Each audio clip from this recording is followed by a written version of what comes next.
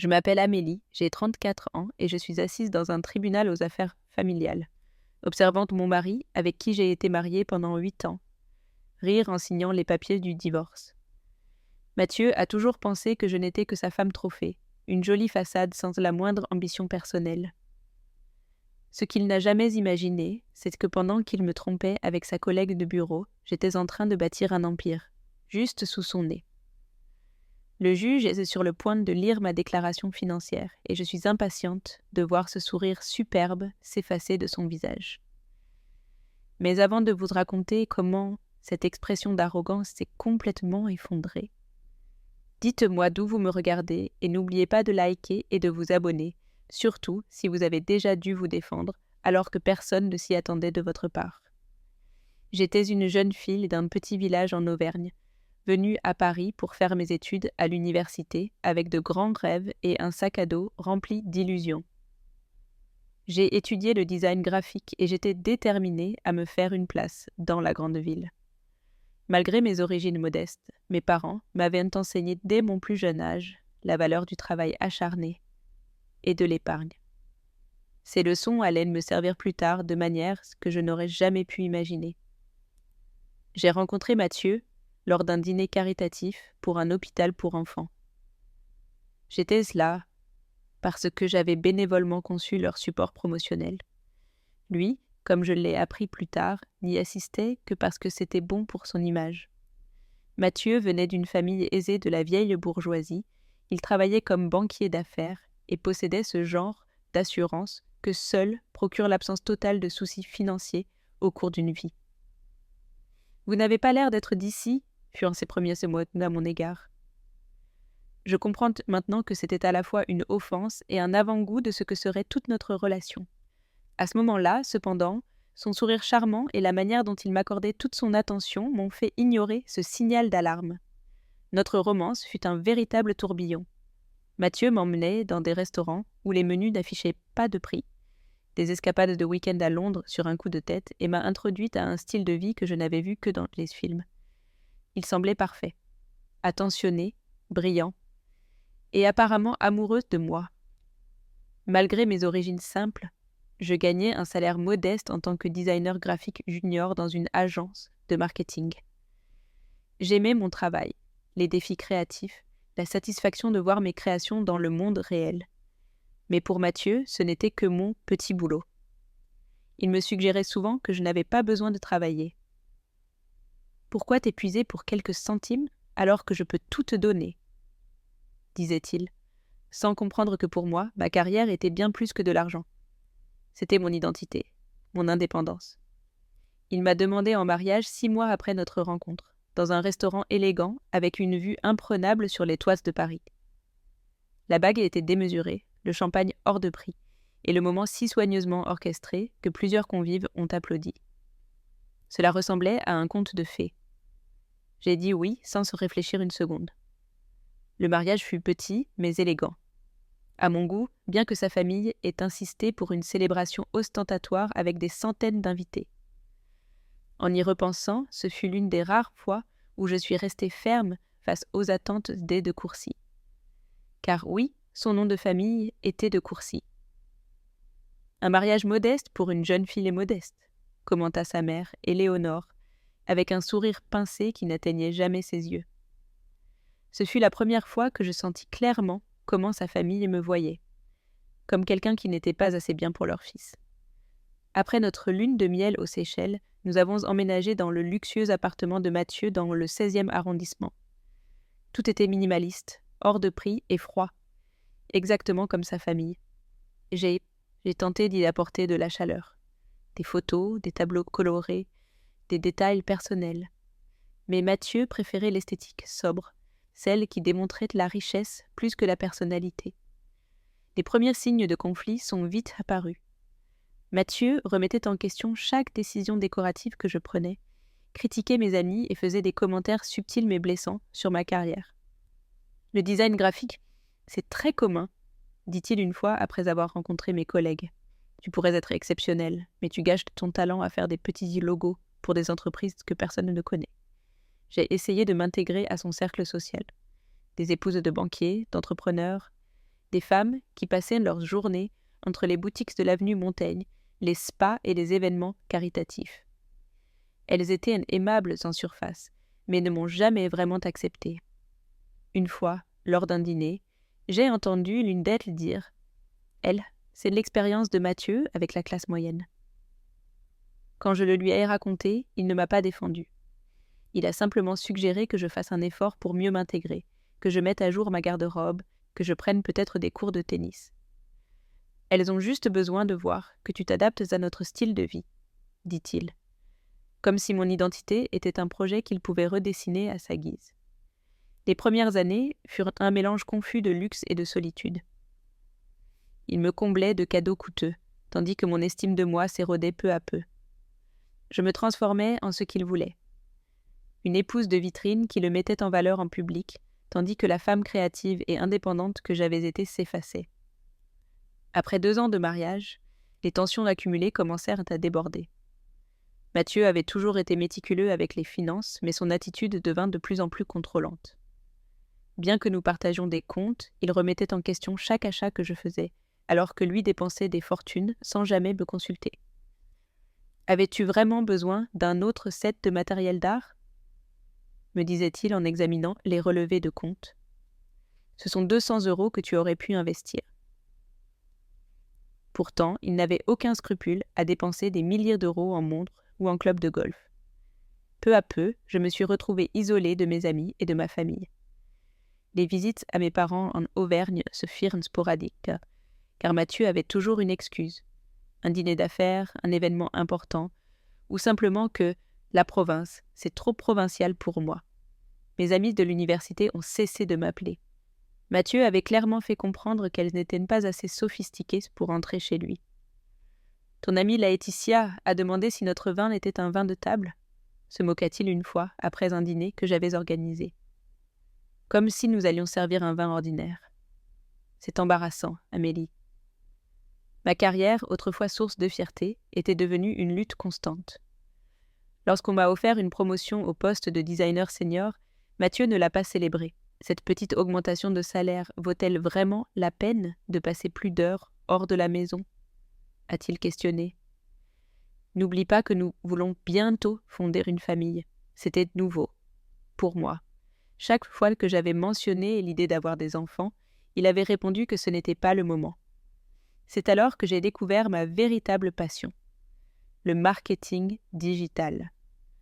L'agence où je travaillais a commencé à développer ses services et je me suis portée volontaire pour apprendre l'analyse de données et la stratégie. J'avais un talent naturel pour comprendre le comportement des consommateurs et créer des campagnes efficaces. Enthousiasmée par cette nouvelle direction, j'ai confié à Mathieu que je rêvais d'avoir un jour ma propre agence de marketing digital. Sa réponse fut dévastatrice. « Sois réaliste, Amélie. Entreprendre demande un sens des affaires, et ce n'est pas vraiment ton point fort. De plus, la plupart des entreprises échouent la première année. » Notre manière de voir l'argent mettait en évidence nos différences fondamentales. Pour lui, tout était une question d'apparence. L'adresse correcte, la voiture correcte, les vacances correctes. Moi, avec mes racines de classe moyenne, je croyais en l'épargne, en l'investissement intelligent et en la valorisation de l'utile, pas de l'ostentatoire. À l'approche de notre 3e anniversaire, les soirées de Mathieu à travailler tard sont devenues la routine. Un client important, la volatilité du marché, les rapports trimestriels. Les excuses étaient nombreuses, mais l'absence était constante.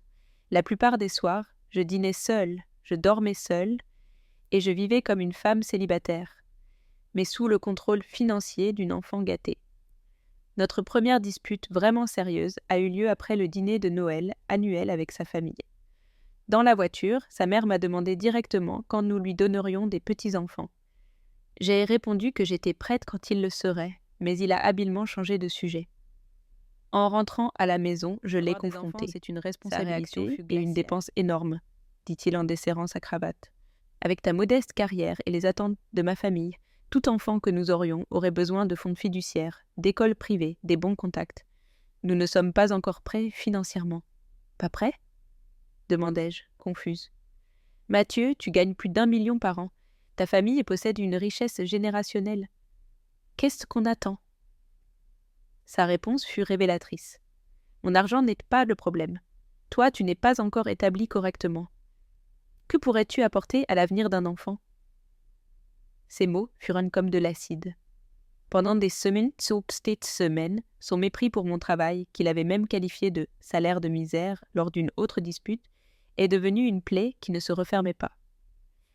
Et c'est là que j'ai décidé que j'avais besoin d'indépendance économique. Pas seulement pour moi, pour ma santé mentale.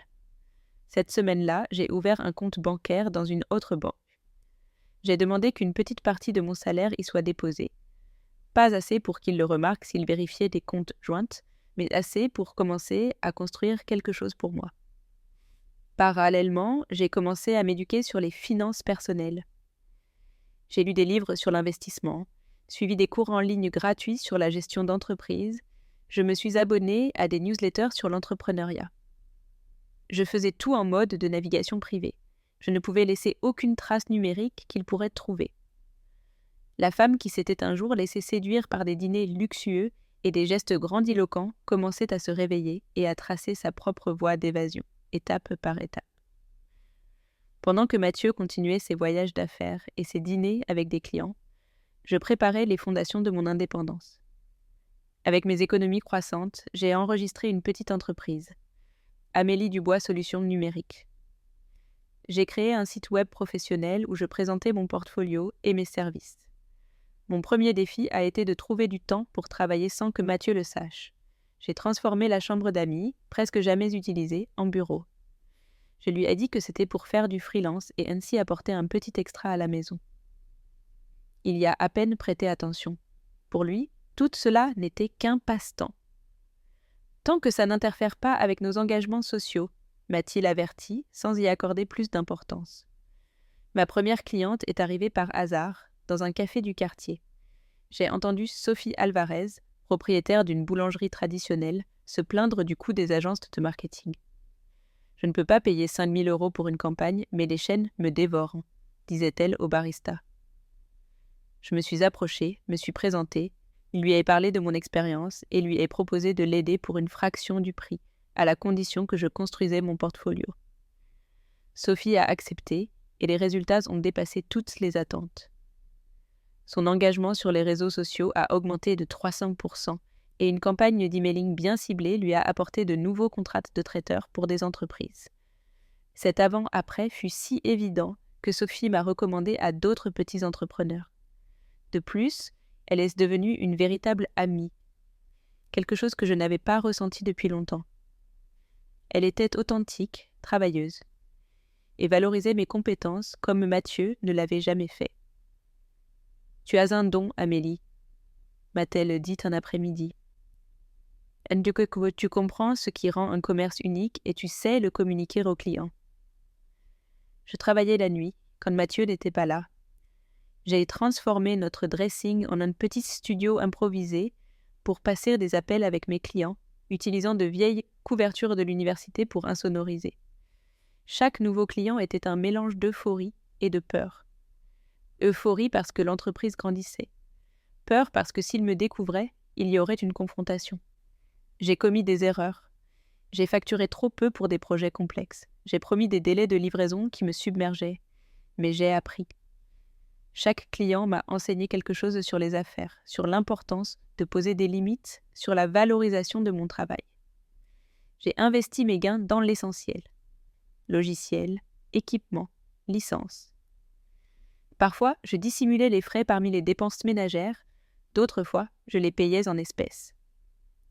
En un an, mon portefeuille de clients s'est étoffé grâce au bouche à oreille. Au lieu de dépenser les bénéfices, je les réinvestissais dans l'entreprise et j'ai aussi commencé à épargner pour de futurs investissements. Mathieu ne se rendait toujours compte de rien. Il croyait que ma confiance renouvelée venait du fait que je m'adaptais enfin à son monde et non de ma réalisation professionnelle.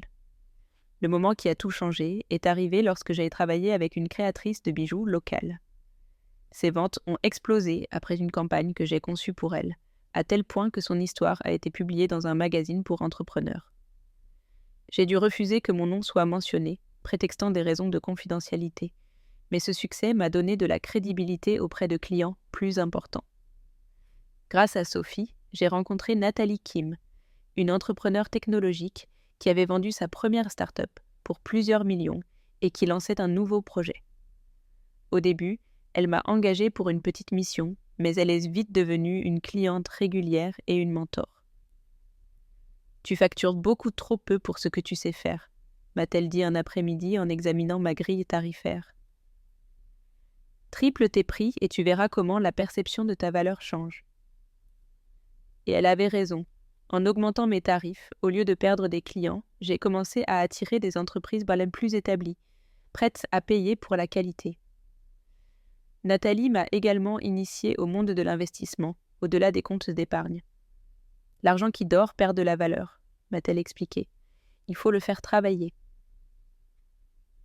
Sous sa direction, j'ai commencé à faire des investissements stratégiques dans des entreprises technologiques émergentes, dont la nouvelle start-up de Nathalie, spécialisée dans les solutions d'intelligence artificielle pour les petites entreprises. J'ai commencé avec de petits montants, mais à mesure que mon entreprise grandissait, mon portefeuille d'investissement aussi. Le sentiment de voir à la fois mon entreprise et mes investissements prospérer était enivrant. Pour la première fois depuis ma rencontre avec Mathieu, je me sentais vraiment vivante, avec un but, avec une indépendance. Je construisais quelque chose de précieux par mes propres mérites. Pendant ce temps, je continuais de maintenir la façade de la simple épouse de Mathieu. Lors des événements sociaux, je souriais poliment pendant que les épouses de ses collègues parlaient de leurs achats ou de comités de charité. J'assistais aux dîners d'affaires avec lui et jouais parfaitement le rôle de l'épouse exemplaire, tandis qu'intérieurement, je dirigeais une entreprise en pleine croissance et prenais des décisions financières qui allaient transformer mon avenir. Mener cette double vie était épuisant, mais en même temps incroyablement stimulant. Chaque nouveau client, chaque campagne réussie, chaque investissement judicieux était un pas de plus vers la liberté, dont je comprenais de plus en plus clairement que j'avais besoin. Après 5 ans de mariage, la façade a commencé à se fissurer. Tout a commencé par un message apparu sur le téléphone de Mathieu alors qu'il prenait sa douche. Un aperçu sur l'écran affichait un texto d'une personne nommée V. « Tu me manques déjà. » La nuit dernière était... Le reste du message a disparu avant que je puisse le lire, mais le soupçon était semé, et il était impossible de l'ignorer. Mathieu était devenu encore plus distant que d'habitude, et il n'était pas rare qu'il rentre en sentant un parfum qui n'était pas le mien. Il disait toujours que c'était à cause des embrassades avec les clients en guise d'au revoir. Au lieu de le confronter immédiatement, j'ai décidé d'observer. J'ai analysé ses habitudes. Des réunions tardives, les jeudis, de prétendues conférences le week-end dont je ne trouvais aucune trace sur Internet. Des dîners avec des clients, toujours dans le même restaurant luxueux. Le jeudi suivant, je lui ai dit que j'allais aider Sophie pour un événement spécial à sa boulangerie. En réalité, j'ai garé ma voiture près du restaurant où il avait l'habitude d'aller. À 20h30, sa BMW est arrivée. 10 minutes plus tard, une Audi argentée est apparue, de laquelle est descendue une femme aux longs cheveux sombres. Même de loin, j'ai reconnu Valérie Paredes, sa collègue du cabinet. Je les ai vus s'enlacer d'une manière qui ne laissait aucun doute. Ce n'était pas une relation professionnelle. Elle l'a embrassée avant d'entrer. Mes mains tremblaient tandis que je prenais des photos avec mon téléphone. Mon estomac s'est noué de rage et de certitude. J'ai attendu une demi-heure avant d'entrer. Ils étaient à une table dans un coin. Ils tenaient sa main et ils se penchaient l'un vers l'autre sur un ton intime. Je me suis approchée en silence, le cœur battant si fort que je jurerais qu'on l'entendait, et je dis d'une voix plus ferme que je ne l'imaginais. Mathieu sursauta. Son visage passa par la surprise, la culpabilité, puis l'agacement d'avoir été découvert. Valérie eut la décence de rougir et de s'excuser pour aller aux toilettes. « Amélie, ce n'est pas ce que tu crois », commença-t-il avec ce ton de vendeur qu'il utilisait avec ses clients difficiles. « Ah non, parce qu'on dirait que tu dînes avec ta maîtresse pendant que ta femme pense que tu travailles. » La conversation fut surréaliste. Mathieu s'excusa à moitié, dit que ce n'était que physique, et eut l'audace de me blâmer pour son infidélité. Tu es devenu obsédé par tes petits projets de freelance, dit-il à voix basse, voyant que d'autres convives commençaient à remarquer la tension. Tu es devenue ennuyeuse, Amélie, sans ambition. Quand as-tu fait un effort pour notre mariage pour la dernière fois? Je suis sortie du restaurant seule. J'ai conduit sans but pendant des heures avant de rentrer à l'appartement. Mathieu est arrivé après minuit avec des promesses de mettre fin à sa relation avec Valérie, d'aller en thérapie, de faire un second voyage de noces. Et pour des raisons que même moi je ne comprenais pas à ce moment-là, j'ai fait semblant d'y réfléchir. J'ai besoin de temps, lui ai-je dit. Et je ne mentais pas. J'avais besoin de temps, non pas pour lui pardonner, mais pour planifier mes prochaines étapes. Les semaines suivantes furent une danse de tromperie mutuelle. Mathieu devint étrangement attentionné. Des fleurs et des dîners, des petites attentions. Pendant ce temps, je profitais de mes rendez-vous avec des clients pour consulter des avocats spécialisés en divorce. L'une d'entre elles, maître Thérèse Vargas, recommandée par Nathalie, était une force de la nature. Elle m'a exposé clairement la réalité de ma situation. En France, le partage des biens se fait selon le régime matrimonial. Sans contrat de mariage spécifique, les biens acquis pendant le mariage sont considérés comme des biens communs. J'ai appris les complexités du divorce avec quelqu'un possédant un patrimoine familial, la nécessité de tout documenter et l'importance d'agir intelligemment. Thérèse m'a conseillé de rassembler toutes les informations possibles avant de faire le moindre pas. La connaissance, c'est le pouvoir, Amélie, surtout dans un divorce. Mon travail d'enquête a pris fin brusquement lorsque Mathieu a trouvé mon historique de recherche sur l'ordinateur partagé. J'avais oublié d'utiliser le mode de navigation privé pour une recherche. Procédure de découverte financière en cas de divorce. Sa réaction fut immédiate et terrifiante.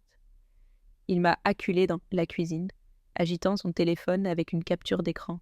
« C'est ça que tu fais? Tu prévois de divorcer et de me prendre mon argent ?» Son visage était rouge, une veine palpitait sur son front.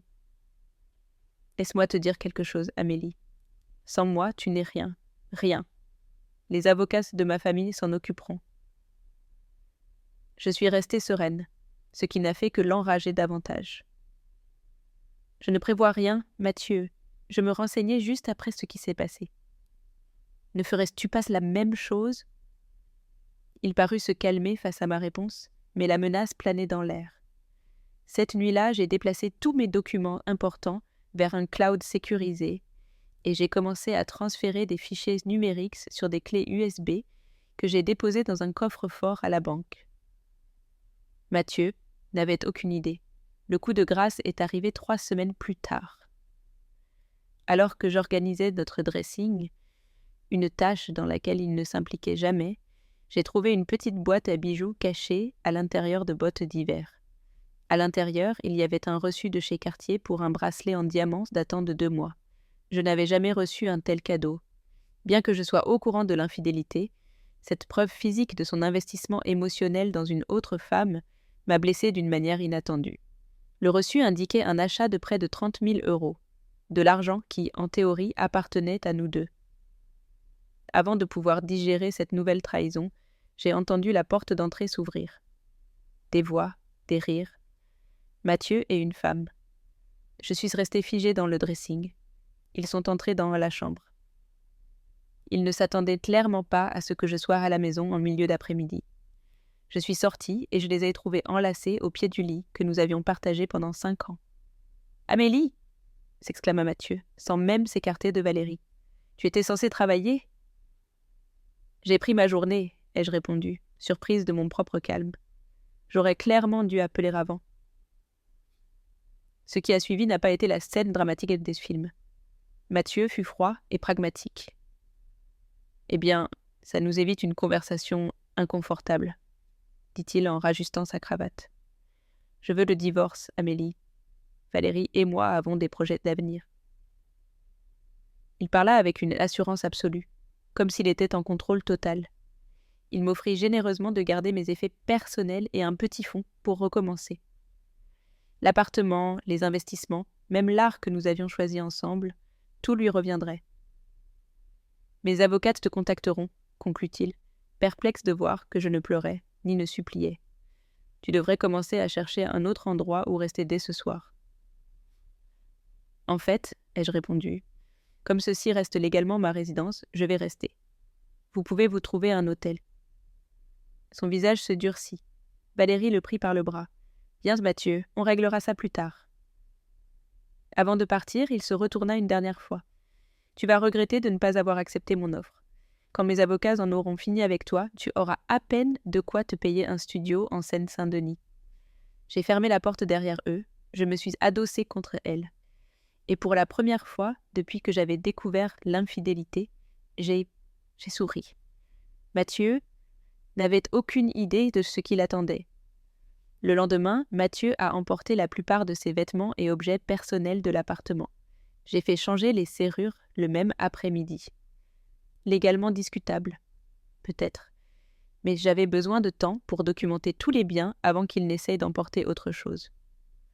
Sa supposition que j'étais ignorante en matière financière était évidente dans sa première offre de liquidation.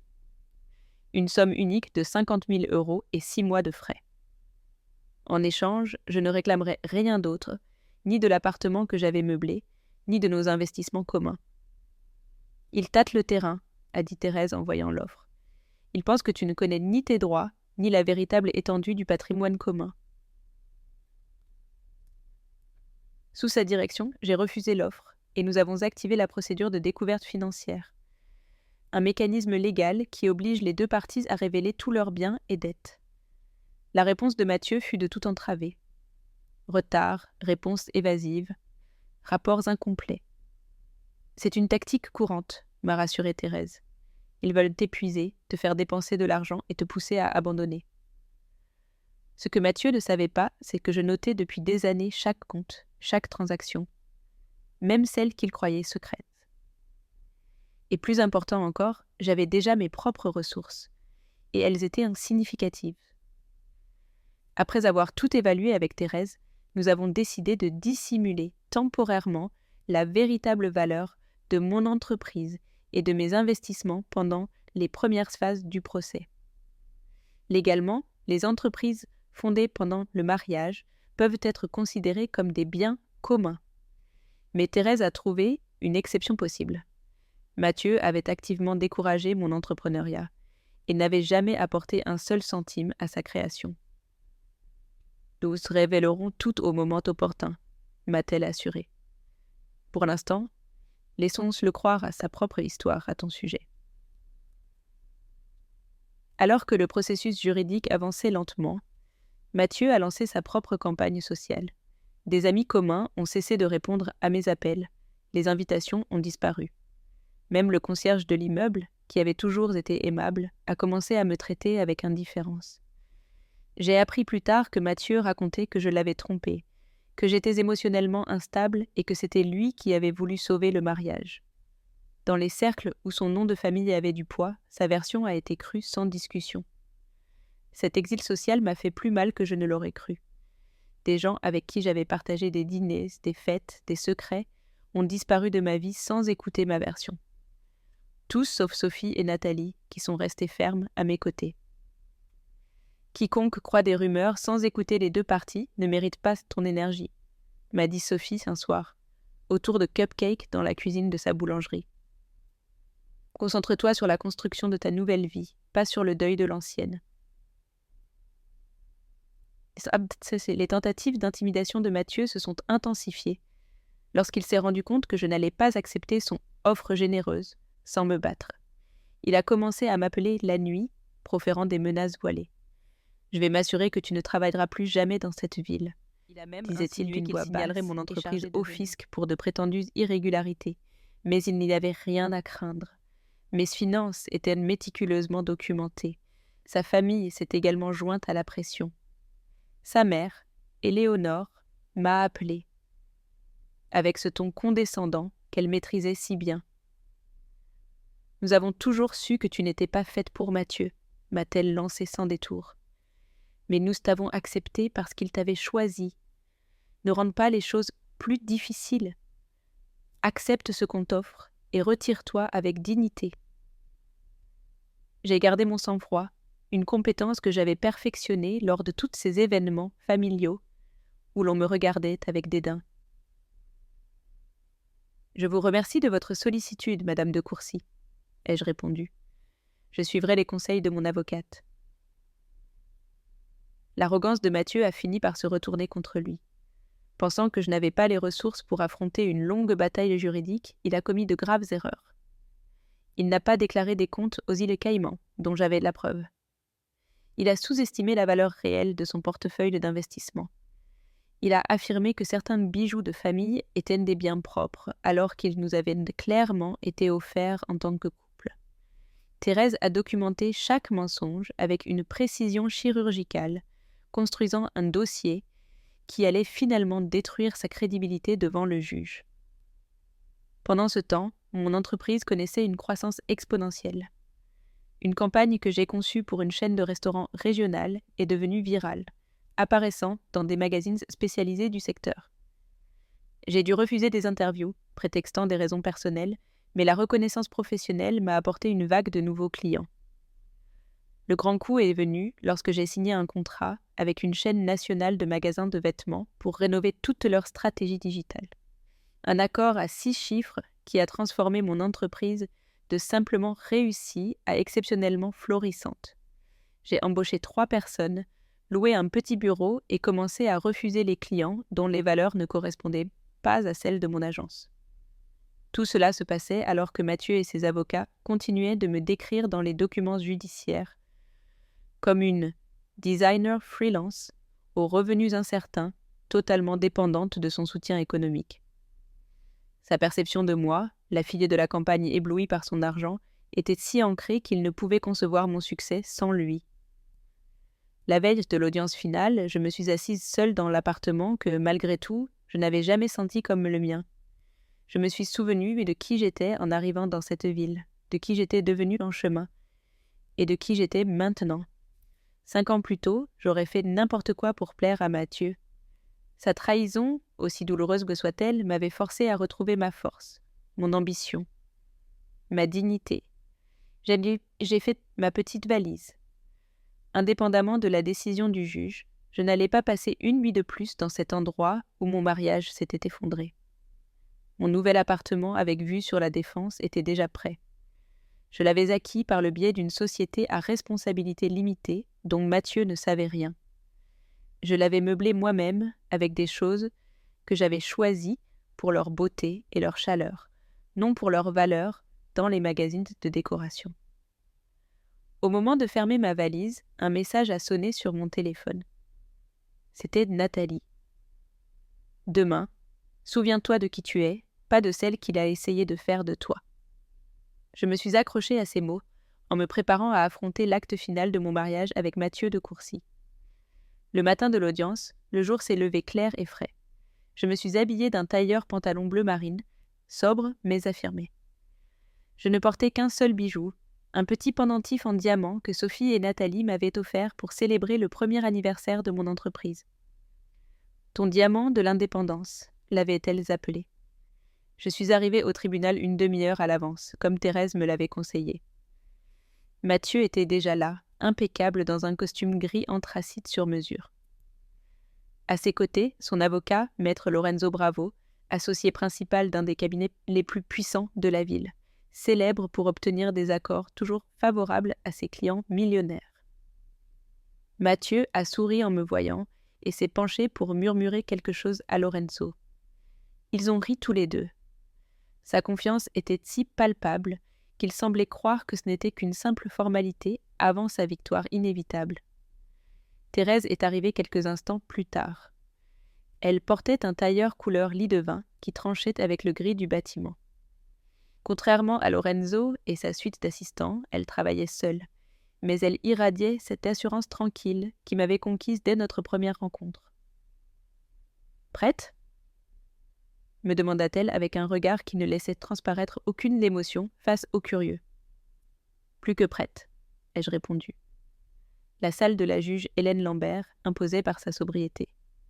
La juge, une femme d'une 60aine d'années, aux cheveux sombres parsemés de fils d'argent et aux yeux perçants, était réputée pour son sens de la justice et sa tolérance zéro pour les manigances et les émotions excessives. Lorsque l'audience a commencé, Mathieu a offert une performance digne d'un César. Il s'est présenté comme le mari dévoué qui avait soutenu l'humble carrière de sa femme, pour ne recevoir en retour qu'ingratitude et exigences déraisonnables. « Je souhaite seulement une résolution juste, Madame la juge, » dit-il d'une voix modulée, transmettant une déception raisonnable. J'ai offert à Madame Dubois un accord généreux qui lui permettra de maintenir un style de vie confortable pendant qu'elle reconstruit sa carrière.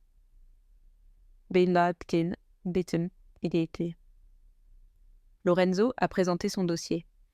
Il a soutenu que la fortune familiale de Mathieu était un bien propre. Il a minimisé mes contributions et a suggéré que l'appartement, payé principalement avec ses revenus, devait lui revenir exclusivement.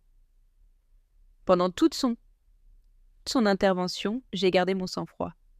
Pas une seule réaction, pas une seule larme. La juge m'observait de temps en temps, sans donner de signe. Quand est venu le moment de signer l'acte de divorce, séparant officiellement notre état civil, tandis que les questions financières restaient en suspens, Mathieu l'a fait avec théâtralité. Il a signé d'un trait élégant, a laissé échapper un petit rire et a rangé son stylo Montblanc avec un air triomphant. En retournant à sa place, il est passé près de moi et a chuchoté. « Profite bien de ton retour dans la chambre de bonne de tes parents. » La plaidoirie de Thérèse a commencé avec méthode, sans dramatisation, contrastant avec les arguments théâtraux de Lorenzo. Elle a exposé les mensonges financiers de Mathieu pendant le mariage, les comptes cachés, les cadeaux à Valérie, le schéma de contrôle économique. « Madame la juge, » dit Thérèse d'une voix ferme, « Monsieur de Courcy n'a pas révélé de manière complète les biens de la communauté, comme l'exige la loi. »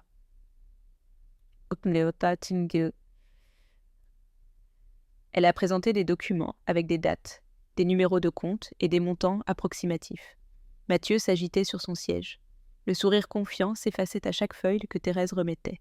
Lorenzo a demandé une suspension de séance. La juge a refusé. « Je préfère continuer, maître. Je suis particulièrement intéressée par ces actifs non déclarés. » L'atmosphère s'est tendue. Thérèse a continué avec une précision chirurgicale, démantelant les omissions de Mathieu. La juge fronçait de plus en plus les sourcils, examinant chaque preuve. « De plus, » a poursuivi Thérèse, « nous demandons que le tribunal prenne en considération le patrimoine indépendant de Madame Dubois, établi pendant le mariage sans aucune contribution de Monsieur de Courcy. » C'était le moment que nous avions préparé avec tant de soin. « Expliquez-vous, maître, » a demandé la juge Lambert, regardant par-dessus ses lunettes. Madame Dubois a fondé une entreprise de marketing digital pendant le mariage. Monsieur de Courcy non seulement n'y a rien contribué, mais il l'a constamment dénigré, comme le prouvent ses messages. Thérèse a présenté des courriels et des messages où Mathieu qualifiait mon entreprise de petit jeu, de passe-temps, et se moquait de mes aspirations. Pour la première fois, la juge s'est adressée à moi. « Madame Dubois, avez-vous fourni au tribunal les informations complètes sur cette entreprise ? » « Pas encore, Madame la juge, mais j'ai tout préparé pour le remettre aujourd'hui même. » Thérèse a transmis au greffier une enveloppe scellée contenant ma déclaration financière complète, que nous avions gardée jusqu'à cet instant précis. « Je demande à la Cour de l'examiner avant de prendre des décisions sur le partage des biens, » dit la juge. Elle a acquiescé et a ouvert l'enveloppe. Le silence a rempli la salle. Ses sourcils se sont légèrement haussés pendant sa lecture. Ce fut le seul signe de surprise sur son visage impassible. Après quelques minutes qui ont paru une éternité, elle a levé les yeux. « Pour la bonne tenue du dossier, je vais lire le résumé des actifs de Madame Dubois. » Mon cœur battait la chamade. Amélie Dubois, solution numérique estimée sur la base des revenus et des contrats. Même 200 000 €. La tête de Mathieu s'est redressée d'un coup. Son visage incrédule était presque comique. Portefeuille d'investissement, y compris actions technologiques et investissements dans des start-up. 800 000 €. Mathieu serra les poings, les jointures blanches. Bien immobilier, un appartement acquis il y a 3 mois, évalué à 650 000 euros. Son visage s'est décomposé, pâle, rigide. Actifs totaux de 650 000 euros, a conclu la juge. Un silence absolu a régné dans la salle. Mathieu me regardait comme s'il voyait une étrangère. Et d'une certaine manière, c'était le cas. Pour la première fois, j'ai ressenti un soulagement. Pas de la fierté, pas de la vengeance, juste la tranquillité de voir la vérité enfin éclater. « Monsieur de Courcy, dit la juge, souhaitez-vous modifier l'une de vos déclarations précédentes concernant la dépendance économique de votre épouse ?» Mathieu n'a pas répondu.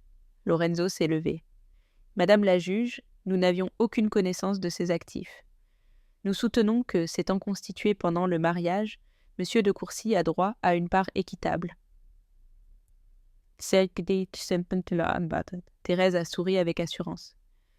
Je renvoie la Cour au paragraphe 23 du contrat de mariage signé par les 2 parties. C'était notre botte secrète. Des années plus tôt, en révisant le contrat, Thérèse avait repéré une clause que les propres avocates de Mathieu avaient incluse. Elle stipulait que toute entreprise fondée par l'un des conjoints pendant le mariage, sans investissement de l'autre, resterait la propriété exclusive de celui qui l'avait créée en cas de divorce. La clause, pensée pour protéger Monsieur de Courcy, a expliqué Thérèse, protège également Madame Dubois, dont l'entreprise a été construite sans aucune participation ni soutien de sa part. La juge a examiné le document attentivement. « Le langage est clair », a-t-elle finalement dit. « Continuez. Maître. » Thérèse a présenté des preuves que j'avais créé l'entreprise de A à Z avec mes propres économies, en réinvestissant les bénéfices. Elle a également inclus des déclarations de clientes comme Nathalie et Sophie qui attestaient de mon travail indépendant et de mes capacités. Pendant que Thérèse parlait, j'observais Mathieu. Celui-là même qui avait ri en signant les papiers du divorce une heure plus tôt était maintenant immobile, brisé. Valérie, qui était assise au fond de la salle, s'est levée et est sortie sans un mot. La juge a pris 30 minutes pour tout examiner. À son retour, son verdict était clair. Sur la base des preuves et du contrat de mariage, la Cour établit qu'Amélie Dubois Solutions Numériques et son portefeuille d'investissement constituent une des biens propres de Madame Dubois. Mathieu laissa échapper un son étranglé, mi-halètement, mi-protestation. De plus, a poursuivi la juge, étant donné le manque de transparence de Monsieur de Courcy concernant les biens de la communauté, le partage du reste des actifs sera plus favorable à Madame Dubois. Le reste fut un torrent juridique que j'ai à peine entendu. L'essentiel était clair, je gardais mon entreprise, mes investissements et ma nouvelle maison. L'appartement serait vendu et l'argent partagé selon la formule dictée par le tribunal. En sortant, Mathieu s'est approché de moi, son avocat essayant de le retenir. « Tu as tout planifié », cracha-t-il entre ses dents, humilié et furieux. « Des années à attendre de me détruire. » Je l'ai regardé dans les yeux, sans haine, sans peur. « Non, Mathieu. Pendant que tu détruisais ce que nous avions, je construisais quelque chose pour moi. C'est ça la différence entre toi et moi. » Thérèse me prit le bras et nous l'avons laissé derrière nous, seule dans cette salle vide où son arrogance s'était réduite en poussière. Sortir de ce tribunal ne fut pas une victoire, mais une libération. J'ai senti le poids de années et de mensonges se détacher, les siens comme ceux que j'avais dû cacher pour survivre. Mathieu a tenté de m'intercepter dehors. Il n'était plus hostile. Son ton était d'une amabilité dérangeante. « Amélie, nous devrions parler. Je crois que je t'ai sous-estimée. Peut-être avons-nous été trop rapides. Nous pourrions être un couple si puissant. » J'ai failli rire. Quelle transparence grotesque. Maintenant qu'il connaissait mon patrimoine, je l'intéressais à nouveau.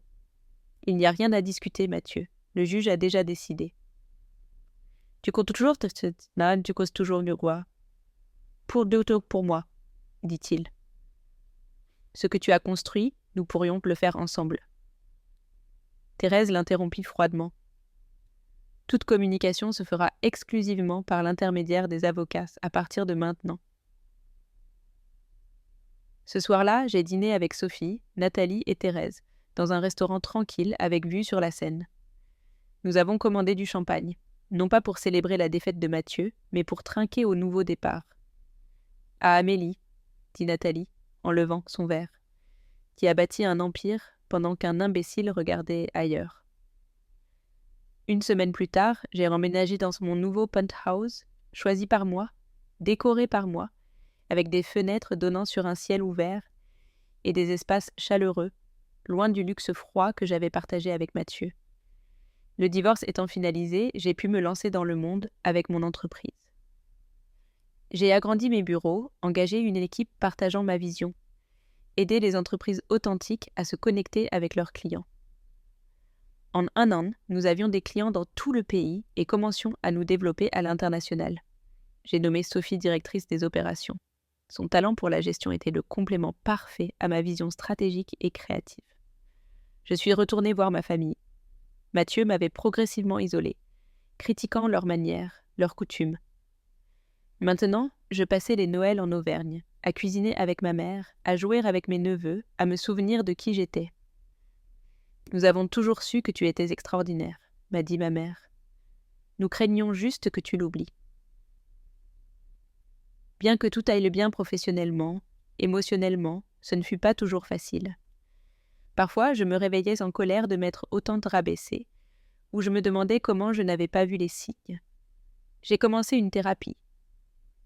Le docteur Ramos, spécialiste des relations manipulatrices, m'a aidé à comprendre que même les personnes fortes peuvent tomber dans ces pièges émotionnels. « Guérir n'est pas linéaire », me répétait-elle. Certains jours, tu te sentiras puissante, d'autres, brisée. Les deux émotions sont valables. 6 mois après le divorce, j'ai fondé la Fondation Liberté financière pour les femmes.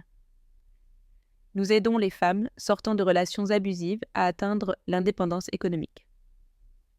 Bourse, mentorat, ateliers pratiques sur l'argent et l'entrepreneuriat. Mon histoire est devenue une conférence dans des forums d'affaires féminins.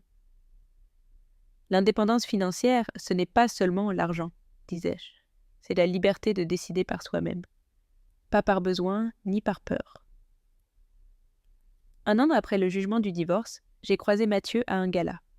Il était avec une nouvelle compagne. Ce n'était pas Valérie. Il m'a salué d'un ton doux.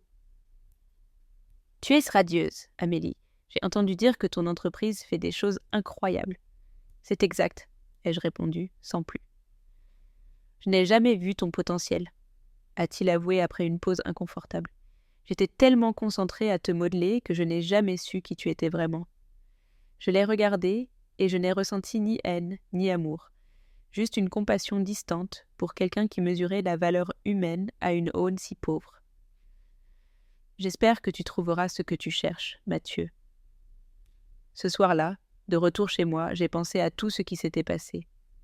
Ce qui avait semblé être une humiliation finale. Sa tromperie, son mépris. Fut l'étincelle qui m'a sauvée. Il a voulu me jeter, et cela m'a forcée à me retrouver. J'ai recommencé à fréquenter les gens, mais avec des limites plus saines. Je n'avais plus besoin de m'intégrer. Quiconque serait avec moi devrait m'aimer tel que je suis, avec mes triomphes et aussi avec mes cicatrices. Ma vie n'est pas parfaite. Aucune ne l'est. Mais elle est à moi. Et ça change tout. Mon patrimoine continue de croître, mais plus important encore, mon but grandit. Si vous lisez ceci et que vous vous sentez sous-estimé, peut-être que cette fin que vous craignez tant n'est que le commencement déguisé dont vous avez besoin. Votre valeur ne dépend pas de celui qui n'a pas su la voir. Quelqu'un vous a-t-il déjà sous-estimé et lui avez-vous prouvé le contraire ? Racontez-le dans les commentaires. Et si cette histoire a résonné en vous, donnez-lui un like, abonnez-vous et partagez-la avec quelqu'un qui a besoin de se rappeler que sa valeur ne se mesure pas avec les yeux d'un autre. Merci d'avoir écouté mon histoire et souvenez-vous. Parfois, perdre ce que vous pensiez vouloir vous mène exactement à ce dont vous avez véritablement besoin.